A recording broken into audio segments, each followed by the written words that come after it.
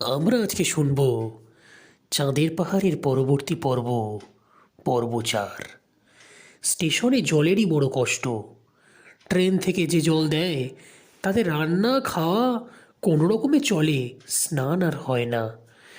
এখানকার কুয়োর জলও শুকিয়ে গিয়েছে। একদিন সে শুনল স্টেশন থেকে মাইল 3 দূরে একটা জলাশয় আছে, সেখানে ভালো জল পাওয়া যায়, মাছও আছে। স্নান ও মাছ ধরার আকর্ষণে একদিন সে সকালের ট্রেন রওনা করে দিয়ে সেখানে মাছ ধরতে চলল। সঙ্গে একজন সোমালি কুলি সে পথ দেখিয়ে নিয়ে গেল। মাছ ধরার সাজ সরঞ্জাম মোম্বাসা থেকে আনিয়ে নিয়েছিল।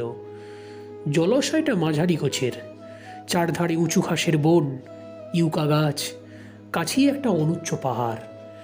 জলে সে সাঁতরে উঠে ঘন্টা 2 ছিপ ফেলে ট্যাংরা জাতীয় ছোট ছোট মাছ অনেকগুলি পেলে।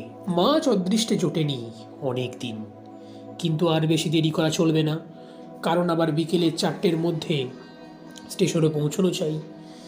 বিকেলে ট্রেন পাস করাবার জন্য মাঝে মাঝে প্রায়ই সে মাছ ধরতে চায়। কোনো দিন সঙ্গে লোক থাকে, প্রায়ই একা যায়। স্নানের কষ্টও ঘুচেছে।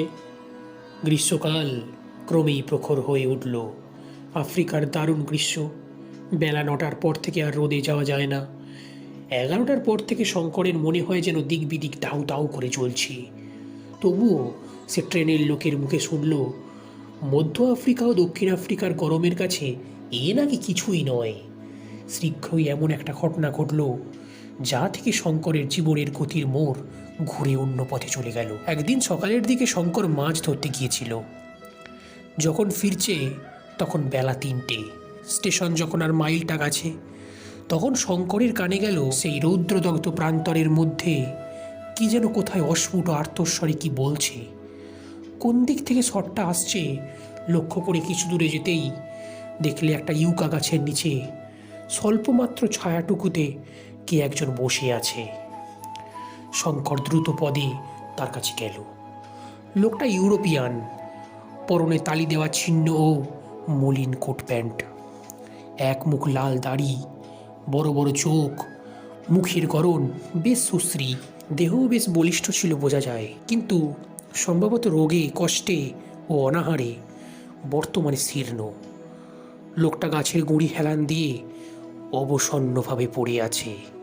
তার মাথায় মলিন সোলার টুপিটা একদিকে গড়িয়ে পড়েছে মাথা থেকে, পাশে একটা খাকি কাপড়ের বড় ঝোলা।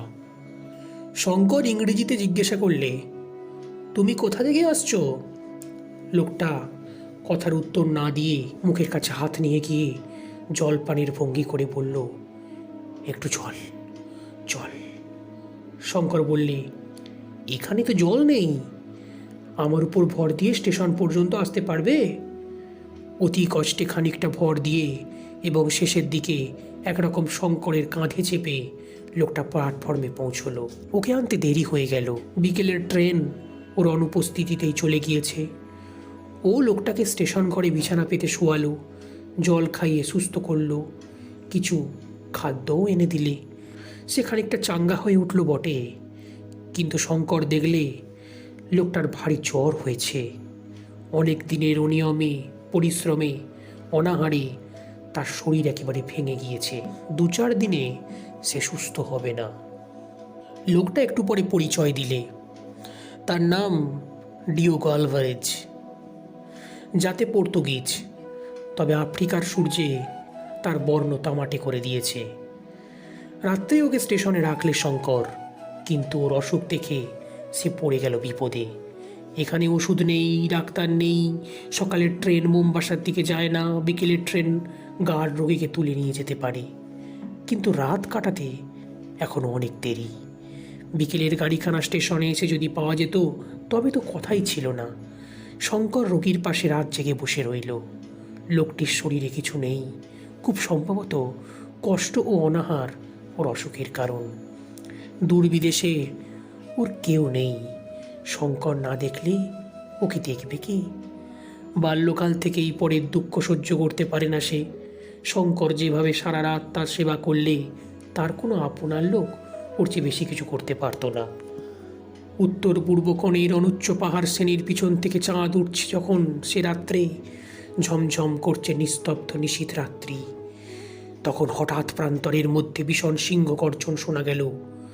রোগী তন্দ্রাচ্ছন্ন ছিল, সিংহের ডাকে সে থরমর করে বিছানায় উঠে বসল। শঙ্কর বললে, ভয় নেই, শুয়ে থাকো, বাইরে সিংহ ডাকছে, দরজা বন্ধ আছে। তারপর শঙ্কর আস্তে আস্তে দরজা খুলে প্ল্যাটফর্মে এসে দাঁড়ালো। দাঁড়িয়ে চারধারে চেয়ে দেখবা মাত্রই যেন সে রাত্রির অপূর্ব দৃশ্য তাকে মুগ্ধ করে ফেলল। চাঁদ উঠছে দূরের আকাশ প্রান্তে, ইউকা গাছের লম্বা লম্বা ছায়া পড়েছে পূব থেকে পশ্চিমে, ঘাসের বন যেন রহস্যময় নিস্পন্দ। সিংহ ডাকছে স্টেশনের কোয়ার্টারের পিছনের প্রায় 500 গজের মধ্যে। কিন্তু সিংহের ডাক আজকাল শঙ্করের গা সওয়া হয়ে উঠেছে। ওতে আর আগের মতো ভয় পায় না। রাত্রির সৌন্দর্য এত আকৃষ্ট করেছে ওকে যে ও সিংহের সান্নিধ্য যেন ভুলে গেল। ফিরেও স্টেশন ঘরে ঢুকলো। টং টং করে ঘড়িতে 2টো বেজে গেল। ও ঘরে ঢুকে দেখলে রোগী বিছানায় উঠে বসে আছে। বললে, একটু জল দাও, খাবো। লোকটা বেশ ভালো ইংরেজি বলতে পারে। শঙ্কর টিন থেকে জল নিয়ে ওকে খাওয়ালে। লোকটার জ্বর তখন যেন কমেছে। সে বললে, তুমি কি বলছিলে? আমার ভয় করছে ভাবছিলে? ডিয়েগো আলভারেজ ভয় করবে? ইয়াং ম্যান, তুমি ডিয়েগো আলভারেজকে জানো না? লেকেটার অষ্টপ্রান্তে একটা হতাশা, বিষাদ ও ব্যঙ্গ মেশানো অদ্ভুত ধরনের হাসি দেখা দিল। সে আসন্নভাবে বালিশের গায়ে ঢলে পড়ল। ওই হাসিতে শঙ্করের মনে হলো এ লোক সাধারণ নয়। তখন ওর হাতের দিকে নজর পড়ল শঙ্করের। বেটে বেটে মোটা মোটা আঙুল, দড়ির মতো শিরাবহুল হাত, তাম্রা ভোদারির নিচে চিবুকের ভাব, শক্ত মানুষের পরিচয় দিচ্ছে। এতক্ষণ পরে খানিকটা জ্বর কমে যাওয়াতে আসল মানুষটা বেরিয়ে আসছে ধীরে ধীরে। লোকটা বলল, সরে এসো কাছে, তুমি আমার যথেষ্ট উপকার করেছ। আমার নিজের ছেলে থাকলে এর বেশি করতে পারতো না। তবে একটা কথা বলি, আমি বাঁচব না। আমার মন বলছে আমার দিন ফুরিয়ে এসেছে। তোমার উপকার করে যেতে চাই। তুমি ইন্ডিয়ান? এখানে কত মাইনে পাও? এই সামান্য মাইনের জন্য দেশ ছেড়ে এত দূরে এসে আছো যখন, তখন তোমার সাহস আছে, কষ্ট সহ্য করবার শক্তি আছে। আমার কথা মন দিয়ে শোনো, কিন্তু প্রতিজ্ঞা করো আজ তোমাকে যেসব কথা বলবো, আমার মৃত্যুর পূর্বে তুমি কারো কাছে তা প্রকাশ করবে না। শঙ্কর সেই আশ্বাসই দিলে। তারপরই সেই অদ্ভুত রাত্রি ক্রমশ কেটে যাওয়ার সঙ্গে সঙ্গে সে এমন এক আশ্চর্য অবিশ্বাস্য ধরনের আশ্চর্য কাহিনী শুনে গেল যা সাধারণত উপন্যাসেই পড়া যায়। ডিয়েগো আলভারেজের কথা। ইয়াং ম্যান, তোমার বয়স কত হবে? 22? তুমি যখন মায়ের কোলে শিশু, আজ 22 বছর আগেকার কথা। 1888 থেকে 89 সালের দিকে আমি কেপ কলোনির উত্তরে পাহাড়ের জঙ্গলের মধ্যে সোনার খনির সন্ধান করে বেড়াচ্ছিলাম। যখন বয়স ছিল কম, দুনিয়ার কোনো বিপদকেই বিপদ বলে গ্রাহ্য করতাম না। বুলাওয়ে শহর থেকে জিনিসপত্র কিনে একাই রওনা হলাম, সঙ্গে কেবল 2টি গাধা, জিনিসপত্র বইবার জন্যে। জাম্বেজি নদী পার হয়ে চলেছি। পথ ও দেশ সম্পূর্ণ অজ্ঞাত, শুধু ছোটোখাটো পাহাড়, ঘাস, মাঝে মাঝে কাফিরদের বস্তি। ক্রমে যেন মানুষের বাস কমে এলো। এমন এক জায়গায় এসে পৌঁছানো গেল যেখানে এর আগে কখনো কোনো ইউরোপিয়ান আসেনি। যেখানে এই নদী বা খাল দেখি কিংবা পাহাড় দেখি, সকলের আগে সোনার স্তরের সন্ধান করি। লোকে কত কি পেয়ে বড় মানুষ হয়ে গিয়েছে দক্ষিণ আফ্রিকায়, এ সম্বন্ধে বাল্যকাল থেকে কত কাহিনী শুনে এসেছিলুম। সেই সব গল্পের মোহেই আমায় আফ্রিকায় নিয়ে এসে ফেলেছিল। কিন্তু বৃথাই 2 বছর ধরে নানা স্থানে ঘুরে বেড়ালাম। কত অসহ্য কষ্ট সহ্য করলুম এই 2 বছরে। একবার তো সন্ধান পেয়েও হারালুম। সেদিন একটা হরিণ শিকার করেছি সকালের দিকে। তাঁবু খাটিয়ে মাংস রান্না করে শুয়ে পড়লুম দুপুরবেলা। কারণ দুপুরের রোদে পথ চলা সেসব জায়গায় একরকম অসম্ভব। 115 ডিগ্রি থেকে 130 ডিগ্রি পর্যন্ত উত্তাপ হয় গ্রীষ্মকালে। বিশ্রামের পর বন্দুক পরিষ্কার করতে গিয়ে দেখি বন্দুকের নলের মাছিটা কোথায় হারিয়ে গিয়েছে। মাছি না থাকলে রাইফেলের তাক ঠিক হয় না। এদিক ওদিক কত খুঁজেও মাছিটা পাওয়া গেল না। কাছেই একটা পাথরের ঢিবি, তার গায়ে সাদা সাদা কি একটা কঠিন পদার্থ চোখে পড়ল।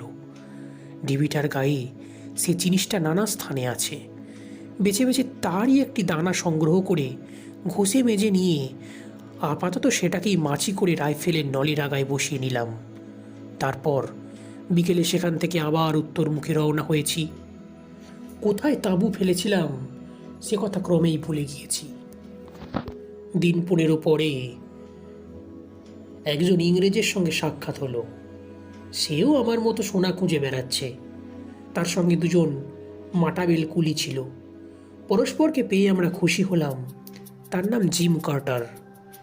আমারই মতো ভবঘুরে, তবে তার বয়স আমার চেয়ে বেশি। জিম একদিন আমার বন্দুকটা নিয়ে পরীক্ষা করতে গিয়ে হঠাৎ কি দেখে আশ্চর্য হয়ে গেল। আমায় বলল, বন্দুকের মাছি তোমার এরকম কেন? তারপর আমার গল্প শুনে সে উত্তেজিত হয়ে উঠল। বললে, তুমি বুঝতে পারোনি, এই জিনিসটা খাঁটি রূপো, খনিজ রূপো। এ যেখানে পাওয়া যায় সাধারণত সেখানে রূপোর খনি থাকে।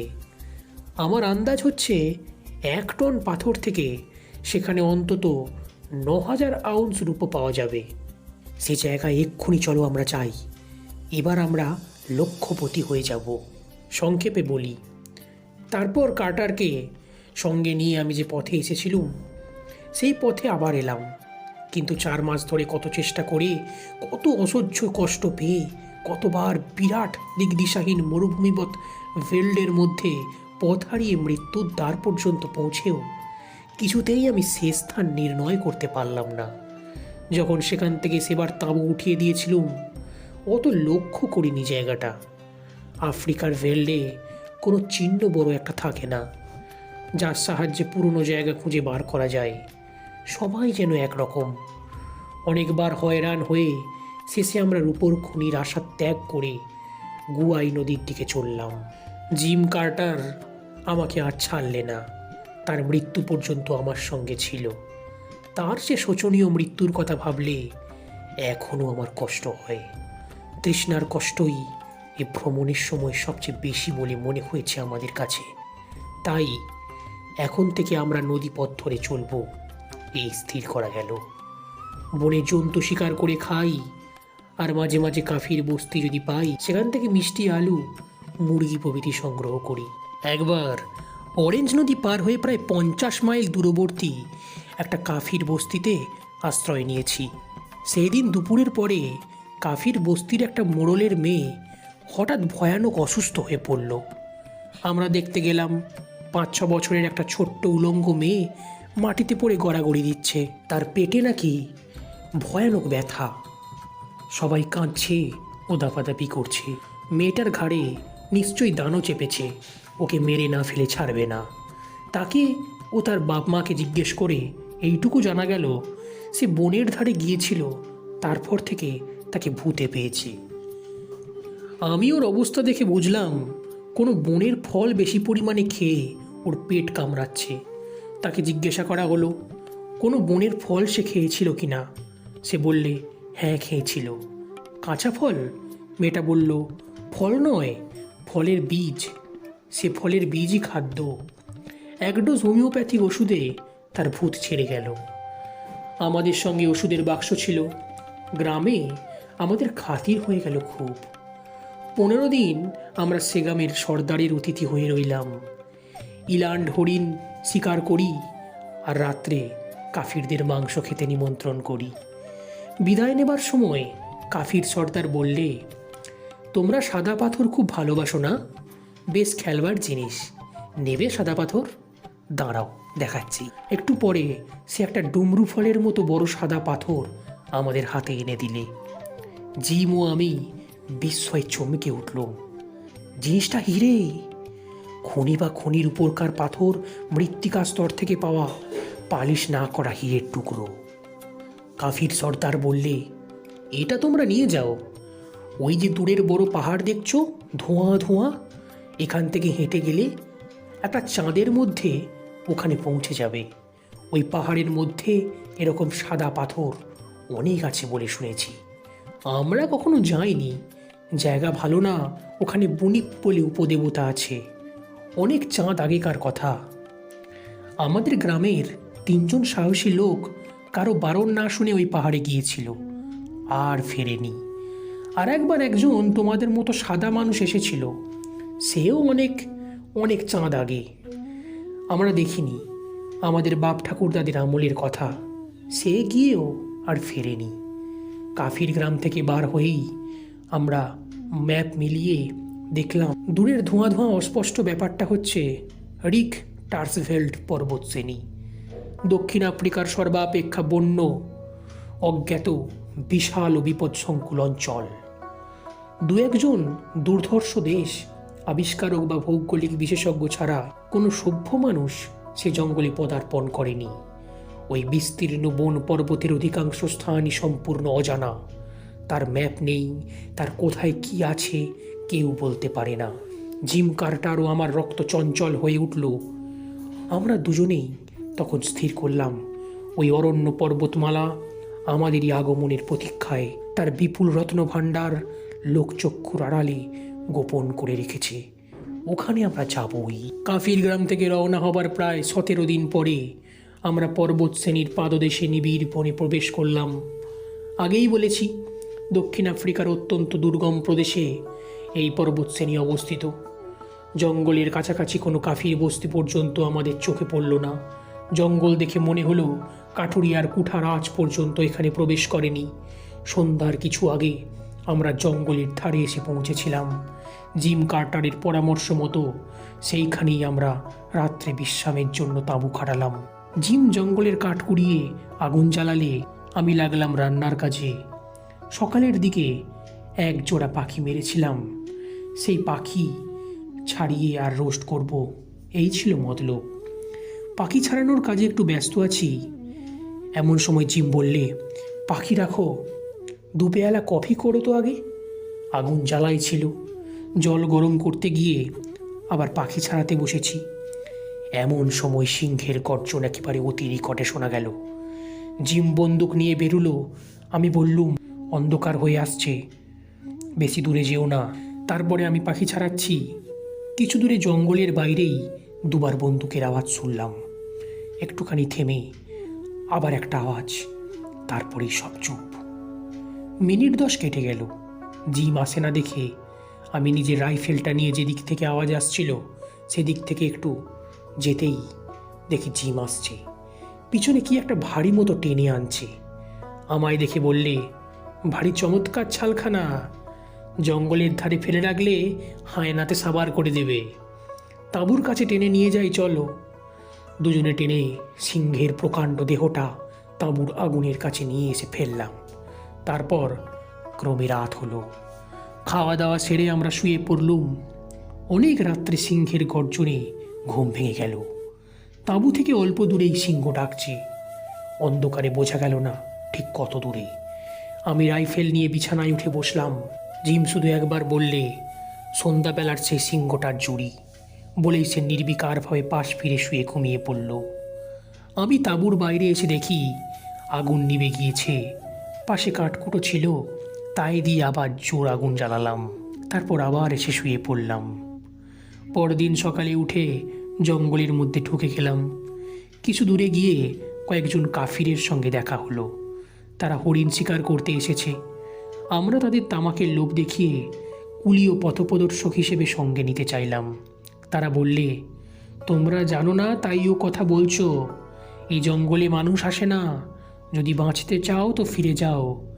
ওই পাহাড়ের শ্রেণী অপেক্ষাকৃত নিচু, ওটা পার হয়ে ওদিকে খানিকটা সমতল জায়গা আছে, ঘন বনে ঘেরা। তার ওদিকে আবার এর চেয়েও উঁচু পর্বত শ্রেণী। ওই বনের মধ্যে সমতল জায়গাটা বড় বিপজ্জনক, ওখানে বুনিপ থাকে। বুনিপের হাতে পড়লে আর ফিরে আসতে পারবে না, ওখানে কেউ যায় না। আমরা তামাকের লোভে ওখানে যাব মরতে, ভালো চাও তো তোমরাও যেও না। আমরা জিজ্ঞাসা করলাম, বুনিপ কি? তারা জানে না, তবে তারা স্পষ্ট বুঝিয়ে দিলে বুনিপ কি না জানলেও সে কি অনিষ্ট করতে পারে সেটা তারা খুব ভালো করেই জানে। ভয় আমাদের ধাতে ছিল না। জিম কার্টারের তো একেবারেই নয়। সে আবারও বিশেষ করে জেদ ধরে বসল। এই বুনিপের রহস্য তাকে ভেদ করতেই হবে। হিরে পাই বা না পাই, মৃত্যু যে তাকে অলক্ষিতে টানছে তখনও যদি বুঝতে পারতাম। বৃদ্ধ এই পর্যন্ত বলে একটু হাঁপিয়ে পড়ল। শঙ্করের মনে তখন অত্যন্ত কৌতূহল হয়েছে। এ ধরনের কথা সে কখনো শোনেনি। মুমূর্ষু ডিয়েগো আলভারেজ জীর্ণ পরিচ্ছদ শিরাবহুল হাতের দিকে চেয়ে তার পাকা ভুরুজোড়ার নিচেকার ইস্পাতের মতো নীল দীপ্তিশীল চোখ দুটোর দিকে চেয়ে শঙ্করের মন শ্রদ্ধায় ভালোবাসায় ভরে উঠল। সত্যিকারের মানুষ বটে একজন। আলভারেজ বললে, আর এক গ্লাস জল। জলপান করে বৃদ্ধ আবার শুরু করল। হ্যাঁ, তারপর শোনো। ঘোর বনের মধ্যে আমরা প্রবেশ করলাম। কত বড় বড় গাছ, বড় বড় ফার্ন, কত বিচিত্র বর্ণের অর্কিড ও লায়ানা। স্থানে স্থানে সে বড় নিবিড় ও দুষ্প্রবেশ্য বড় বড় গাছের নিচেকার জঙ্গল এতই ঘন। বড়শির মতো কাটা গাছের গায়ে মাথার উপরকার পাতায় পাতায় এমন জড়াজড়ি যে সূর্যের আলো কোনো জন্মে সে জঙ্গলে প্রবেশ করে কিনা সন্দেহ। আকাশ দেখা যায় না। অত্যন্ত বেবুনের উৎপাত জঙ্গলের সর্বত্র। বড় গাছের ডালে দলে দলে শিশু, বালক, বৃদ্ধ, যুবা, নানা রকমের বেবুন বসে আছে।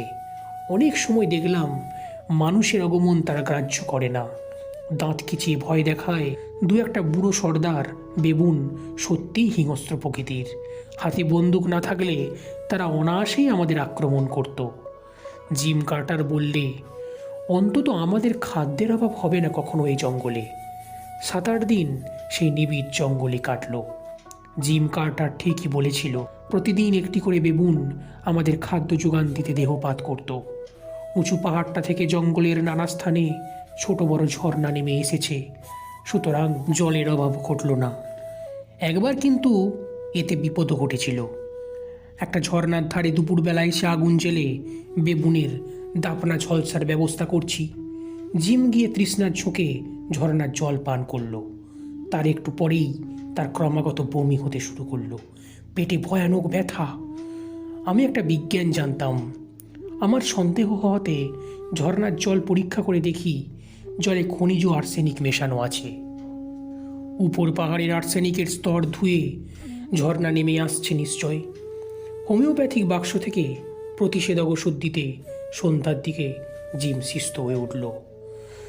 বনের মধ্যে ঢুকে কেবল এক বেবুন ও মাঝে মাঝে দু একটা বিষধর সাপ ছাড়া অন্য কোনো বনজন্তুর সঙ্গে আমাদের সাক্ষাৎ হয়নি। পাখির কথা আর প্রজাপতির কথা অবশ্য বাদ দিলাম, কারণ এইসব ট্রপিক্যাল জঙ্গল ছাড়া এত বিচিত্র বর্ণের ও শ্রেণীর পাখি ও প্রজাতি আর কোথাও দেখতে পাওয়া যাবে না। বিশেষ করে বন্যজন্তু বলতে যা বোঝায় তারা সে পর্যায়ে পড়ে না। প্রথমেই রিক্টার্সভেল পর্বত শ্রেণীর একটা শাখা পর্বত আমাদের সামনে পড়ল। সেটা মূল ও প্রধান পর্বতের সঙ্গে সমান্তরালভাবে অবস্থিত বটে, কিন্তু অপেক্ষাকৃত নিচু। সেটা পার হয়ে আমরা একটা বিস্তীর্ণ বনময় উপত্যকায় নেবে তাঁবু ফেললাম। একটা ক্ষুদ্র নদী উপত্যকার মধ্য দিয়ে বয়ে গিয়েছে। নদী দেখে আমারও জিমের আনন্দ হলো। এই সব নদীর তীর থেকেই অনেক সময় খনিজ দ্রব্যের সন্ধান পাওয়া যায়। নদীর নানা দিকে আমরা বালি পরীক্ষা করে বেড়াই, কিছু কোথাও পাওয়া যায় না। সোনার একটু রেণু পর্যন্ত নেই নদীর বালিতে। আমরা ক্রমে হতাশ হয়ে পড়লাম। তখন প্রায় 20-22 দিন কেটে গিয়েছে। সন্ধ্যার সময় কফি খেতে খেতে জিম বললে, দেখো, আমার মন বলছে এখানে আমরা সোনার সন্ধান পাবো। থাকো এখানে আরও কিছুদিন। আরও 20 দিন কাটল।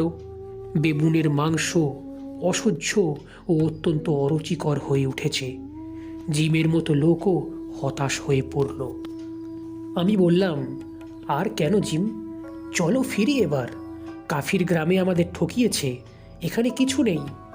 জিম বললে, এই পর্বত শ্রেণীর নানা শাখা আছে, সবগুলো না দেখে যাব না।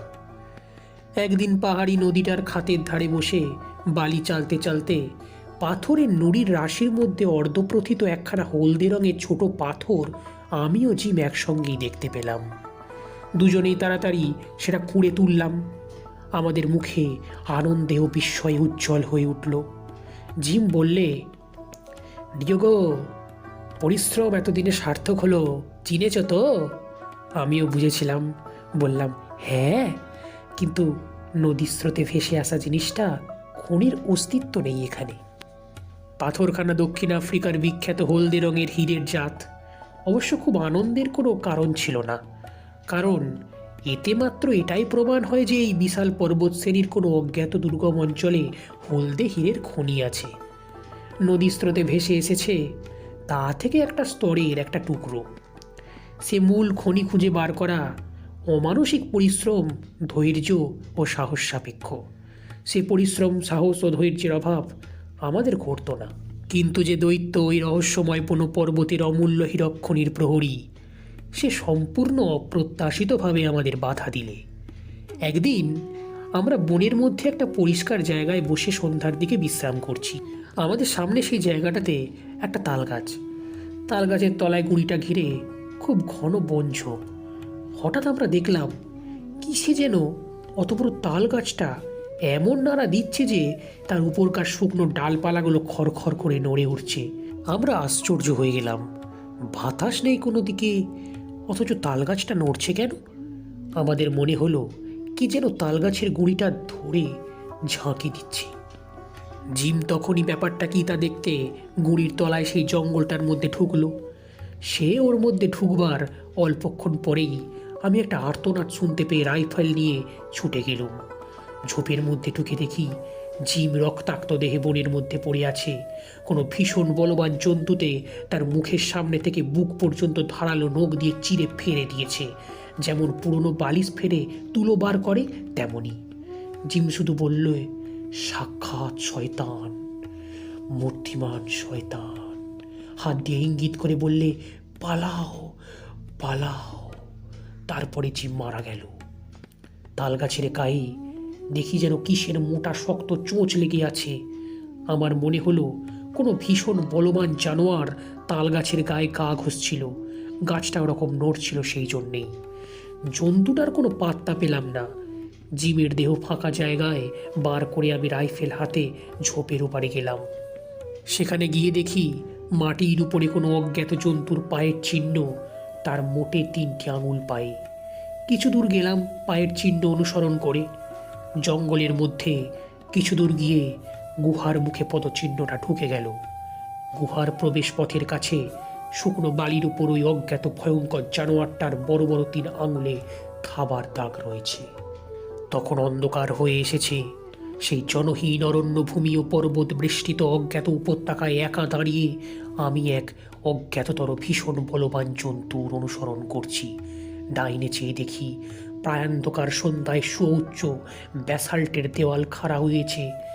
প্রায় 4000 ফুট বনে বনে নিবিড় খুব উঁচুতে পর্বতের বাঁশবনের মাথায় সামান্য যেন একটু রাঙা রোদ, কিংবা হয়তো আমার চোখের ফুল অনন্ত আকাশের আভা পড়ে থাকবে। ভাবলাম, এ সময় গুহার মধ্যে ঢোকা বা এখানে দাঁড়িয়ে থাকা বিবেচনার কাজ হবে না। জিমের দেহ নিয়ে তাঁবুতে ফিরে এলুম। সারা রাত তার মৃতদেহ নিয়ে আগুন জ্বেলে রাইফেল তৈরি রেখে বসে রইল। পরদিন জিমকে সমাধিস্থ করে আবার ওই জানোয়ারটার খোঁজে বার হলুম। কিন্তু মুশকিল হলো এই যে সে গুহা অনেক খুঁজেও কিছুতেই বার করতে পারলুম না। ওরকম অনেক গুহা আছে পর্বতের নানা জায়গায়। সন্ধ্যার অন্ধকারে কোন গুহা দেখেছিলাম কে জানে। সঙ্গীহীন অবস্থায় সেই মহা দুর্গম রিক্টার্সভেল্ড পর্বত শ্রেণীর বনের মধ্যে থাকা চলে না। 15 দিন হেঁটে সেই কাফির বস্তিতে পৌঁছলাম। তারা চিনতে পারলে খুব খাতির করলে। তাদের কাছে জিমের মৃত্যু কাহিনী বললাম। শুনে তাদের মুখ ভয় কেমন হয়ে গেল। ছোট ছোট চোখ ভয় বড় হয়ে উঠল। বললে, সর্বনাশ বুনিপ, ওই ভয়েই ওখানে কেউ যায় না। কাফির বস্তি থেকে আর 5 দিন হেঁটে অরেঞ্জ নদীর ধারে এসে একখানা ডাচ লঞ্চ পেলাম। তাতে করে এসে সভ্য জগতে পৌঁছলাম। আমি আর কখনো রিক্টার্সভেল্ড পর্বতের দিকে যেতে পারিনি। চেষ্টা করেছিলাম অনেক, কিন্তু বুয়োর যুদ্ধ এসে পড়ল। যুদ্ধে গেলাম, আহত হয়ে প্রিটোরিয়ার হাসপাতালে অনেক দিন রইলাম। তারপর ছেড়ে উঠে একটা কমলা লেবুর বাগানে কাজ পেয়ে সেখানেই এতদিন ছিলাম। বছর 4-5 শান্ত জীবনযাপন করবার পরে ভালো লাগলো না, তাই আবার বার হয়েছিলাম। বয়স হয়ে গিয়েছে অনেক, ইয়াং ম্যান। এবার আমার চলা বোধহয় ফুরোবে। এই ম্যাপখানা তুমি রাখো। এতে রিক্টার্সভেল পর্বত ও যে নদীতে আমরা হিরে পেয়েছিলাম মোটামুটিভাবে আঁকা আছে। সাহস থাকে সেখানে যেও। বড় মানুষ হবে। বুয়ার যুদ্ধের পর ওই অঞ্চলে ওয়াই নদীর ধারে 2-1টা ছোট বড় হীরের খনি বেরিয়েছে, কিন্তু আমরা যেখানে হিরে পেয়েছিলাম তার সন্ধান কেউ জানে না। যেও তুমি। ডিয়েগো আলভারেজ গল্প শেষ করে আবার অবসন্নভাবে বালিশের গায়ে ভর দিয়ে শুয়ে পড়ল।